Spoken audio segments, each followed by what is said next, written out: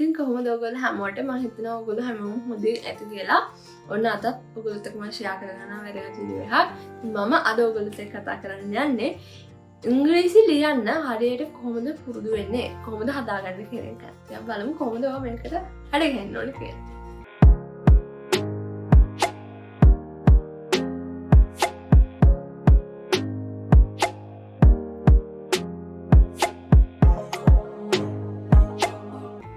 කතා කරනවා වගේම අහන්න පුරුදු වෙන්න ඕනේ, කියන්න පුරුදු වෙන්න ඕනේ, ඒ වගේම හොඳට ලියන්නත් අපිට පුළුවන් වෙන්න ඕනේ. මේ දවස්වල වැඩිපුරම ඉංග්‍රීසි ආටිකල්ස් ලියපු නිසා මම හුඟක් හොයලා බලපු දෙයක් තමයි කොහොමද මේ රයිටින් ස්කිල් එක වැඩි දියුණු කරගන්න කියලා. ඉතින් මම හිතුවා ඒ ගැන වීඩියෝ එකක් කරොත් ඕගොල්ලන්ට මම දැනගත්ත දේවල් මම හොයාගත්ත දේවල් ඕගොල්ලොන්ත් එක්ක ෂෙයා කරගත්තොත් අනිවාර්යෙන් ඕගොල්ලොන්ට ඒක ලොකුම ලොකු උදව්වක් වෙයි කියලා. ඉතින් මේ වෙලේ තව වීඩියෝස් අපි ගේන්නම් ඉස්සරහට. මුලින්ම මම වැදගත් ටිප්ස් 4ක් ඔයගොල්ලන්ට ෂෙයා කරන්න. ඒ ටිප්ස් 4 තමයි මේ. ඒ කියන්නේ මූලිකවම ඔයගොල්ලෝ පාවිච්චි කරන්න පුළුවන් සහ මතක තියාගන්න ඕනේ කරුණු 4ක්. ඒකෙන් ඔයගොල්ලෝගේ රයිටින් කියන දේ එහෙම හදාගන්න පුළුවන් මේ ටිප්ස් 4 හැමතිස්සෙම ඔයගොල්ලෝ ගොඩ තියාගත්තොත්. ඉතින් අපි බලමු මේ ටිප්ස් මොනවාද කියලා.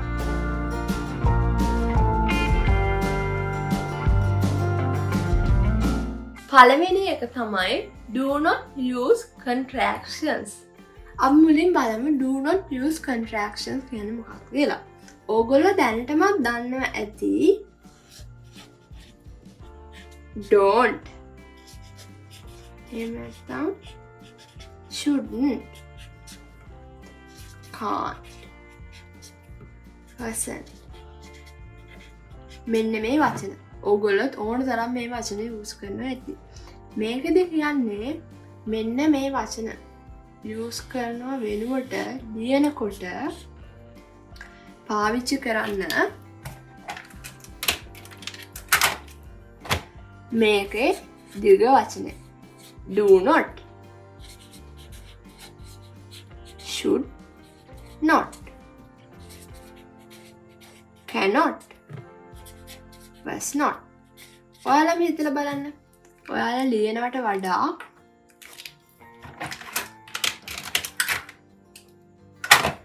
I don't use milk. ඊට වඩා I do not use milk කියන එක කොච්චර ෆෝමල්ද කොච්චර ඒ කියන්නේ polite කියලා. ඉතින් ඔයගොල්ලෝ ඊමේල් එක ගන්න ලියනකොට අනිවාර්යයෙන්ම මේ don't කියන එක වෙනුවට do not කියන එක පාවිච්චි කරන්න අමතක කරන්න එපා.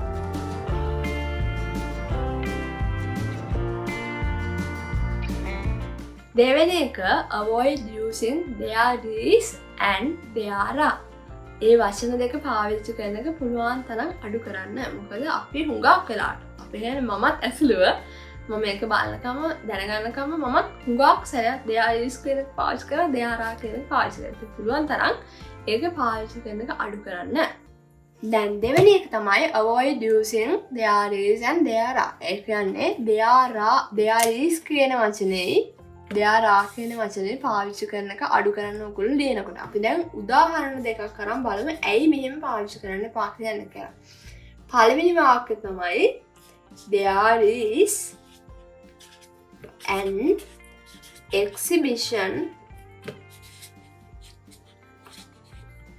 at hotel. මේක තමයි සාමාන්‍යයෙන් ඕනම කෙනෙක් there is කියලා දාලා පාවිච්චි කරන එක. ඒ කියන්නේ ඒ හෝටලේ එක්සිබිෂන් එකක් තියෙනවා, ප්‍රදර්ශනයක් තියෙනවා. මේක කොමන්. ඒ කියන්නේ හැමෝම පාවිච්චි කරනවා. ඕනම පොඩි ළමයෙක් පවා මේ විදිහට තමයි ඒක ලියන්නේ. එහෙම නැත්නම් කියන්නේ. හැබැයි ඔයාලට මේක මේ විදිහට කියන්න පුළුවන් වුණා නම් the hotel is holding an exhibition. ඕගොල්ලන්ට තේරෙනවද? එකම මීනින් එක එකම තේරුම. ඒ හෝටලේ එක්සිබිෂන් එකක් තියෙනවා. ඒ හෝටලේ ප්‍රදර්ශනයක් තියෙනවා. හැබැයි මේකට එද්දි පොඩ්ඩක් මැචුවර්. ඒ කියන්නේ පොඩි අර පරිණත බවක් තියෙනවා. පොඩි ෆෝමල් ලුක් එකක් තියෙනවා. ඔයාලට ඉංග්‍රීසි පුළුවන් කියලා තේරෙන හැඟීමක්. එහෙම නැත්නම් ඉම්ප්‍රෙෂන් එකක් ඔයාලට දෙන්න පුළුවන්කම ලැබිලා තියෙනවා. හැබැයි එකම තේරුමේ කිසිම වෙනසක් නැහැ. අපි ඊළඟට බලමු දෙයාරා කියන එකත් අරගෙන කොයි විදිහටද වෙනස් වෙන්නේ කියලා. There are many problems in her class. මේ වාක්‍ය හරිම දිගයි. ලෙන්දි. සාමාන්‍යයෙන් ක්‍රියාවදුනත් ටිකක් මේක හරිම දිග වැඩි. හැබැයි ඔයාට පුළුවන් වුණා නම් මේක මේ විදිහට ලියන්න. Her class is facing problems. ඒක හරිම short and sweet. ඒ වගේම කියන තේරුමත් එකයි. මේකදී අපි කිව්වේ මොකද්ද? එයාගේ ක්ලාස් එකේ එහෙම නැත්නම් අයගේ පන්තියේ ප්‍රශ්න හුඟක් තියෙනවා. ඉතින් මේක මේ විදිහට ලිව්වයි කියලා ඒක තේරුමට කිසිම හානියක් වෙලා නැහැ. ඒ වගේම අර මැචුව කියන දේ ඔයාගේ රයිටිං වලින් ඔයාලට ඒගොල්ලන්ට අඟවන්න පුළුවන්කමක් ලැබිලා තියෙනවා.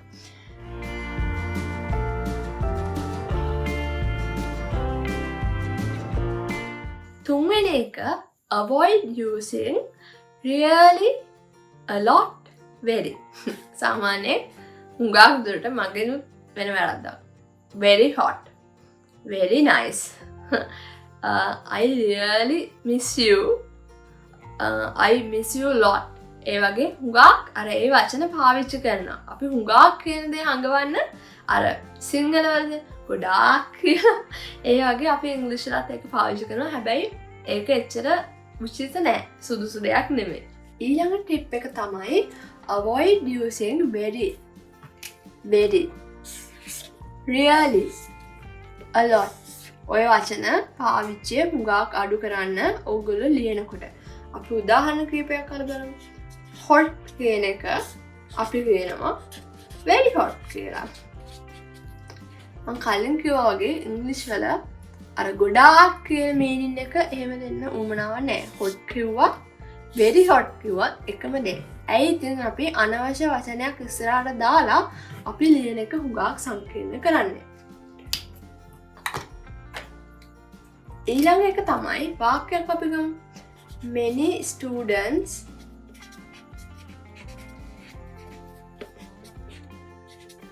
think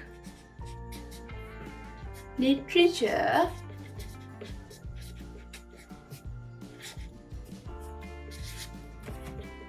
is very hard. හුඟක් ළමයි හිතනවා සාහිත්‍ය හුඟක් අමාරුයි කියලා. ඉතින් බලමු මේක කොහොමද අපිට වෙනස් කරන්න පුළුවන්. මේ very කියන එක හැන්ට අපි කොහොමද වෙන වචනයක් දාන්නේ? very hard කියන එක අපි සරලවම කියනවා difficult. මෙන්න මෙතනදී තමයි ඕගොල්ලෝගේ vocabulary එක හදාගන්න. ඒ කියන්නේ ඕගොල්ලෝ හුඟක් වචන දැනගෙන ඉන්න එක වැදගත් වෙන්නේ. ඒක ගැනත් අපි ඉස්සරහට කතා කරමු. කොහොමද ඔයාගේ vocabulary එක හදාගන්න කියලා. දැනට මේ very hard කියන එකට ඕගොල්ලෝ පුළුවන් difficult කියලා දාන්න. ඒක හරිම short වෙනවා. එතකොට ඒක වෙන්නේ ඔයා ලියන්න ඕනේ ඊළඟට many students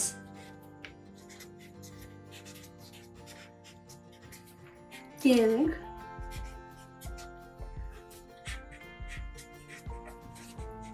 literature is difficult. Short and sweet. එතකොට ඔයාටගේ රයිටින් හොඳයි කියලා ඔයාට පුළුවන් ඔයාලගේ එක්සෑම් එකේ ඉම්ප්‍රෙස් කරන්න පුළුවන්. ඔයා මොකක් හරි පෝස්ට් එකක් ලියනවා නම් ආටිකල් එකක් ලියනවා එසේ එකක් ලියනවා නම් ඒක කියවන අයට මෙසේජ් එකක් දෙන්න පුළුවන් ඔයාගේ රයිටින් හොඳයි කියලා. ඔයාට හොඳට ඉංග්‍රීසි ලියන්න පුළුවන් කියලා.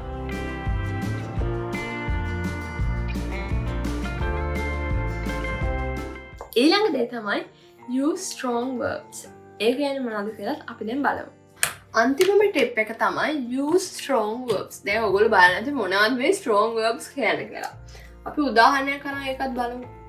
ඔන්න වාක්‍යයක් අපි දෙනවා. He gave assistant sentence to my friend. මේකෙන් කියන්නේ ඔහු මගේ යාළුවට උදව්වක් දුන්නා. එයාව ගයිඩ් කරා. මේකේ අපිට පුළුවන් verb එක. ඒ කියන්නේ ක්‍රියාව. ඊළඟට එයා මොකක්ද කරේ කියන එක. noun එක හොයාගන්න. අපි බලමු මේක කොහොමද strong verbs වලින් ලියන්නේ කියලා. He assisted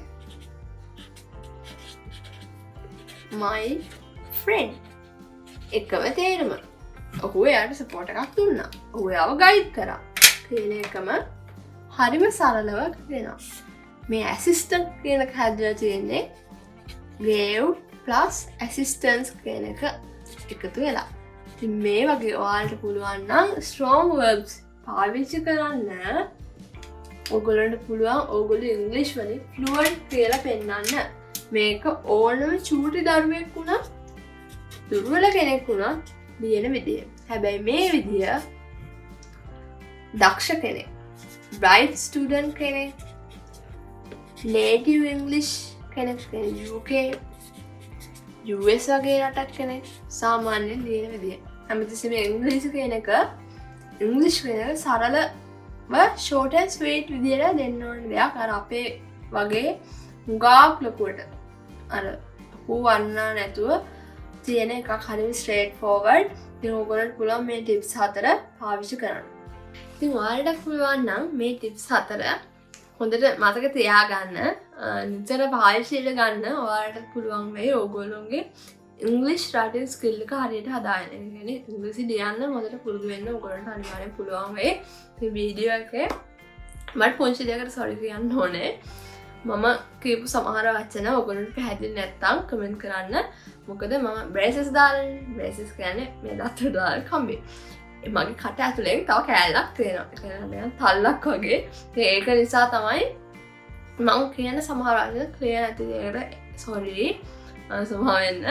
ඒක ඉග්නෝර් කරලා ඔයගොල්ලෝ වීඩියෝ එක බලන්න නැති කියලා මම හිතනවා. ඉතින් මොන හරි ප්‍රශ්න තියෙනවා නම් තේරුම් නැති මොකක් හරි තැනක් තියෙනවා නම් කමෙන්ට් සෙක්ෂන් එක ඔයගොල්ලන්ට විවෘතයි. ඔයගොල්ලෝ පුළුවන් කැමති දෙයක් අහන්න.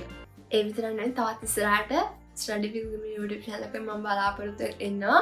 හැමෝටම වැදගත් වෙන විදිහට සරලව කොහොමද හැමෝගෙම ඉංග්‍රීසි දැනුම හදාගන්න කියලා ඔයගොල්ලෝ තවත් වීඩියෝස් ඉස්සරහට ෂෙයා කරන්න, කතා කරන්න, බෙදා ගන්න. ඉතින් බලමු. එතකන් තවත් වීඩියෝ එකකින් හම්බ වෙනකන් ඔයගොල්ලෝගේ පාඩම් වැඩ ටික හොඳට කරගන්න.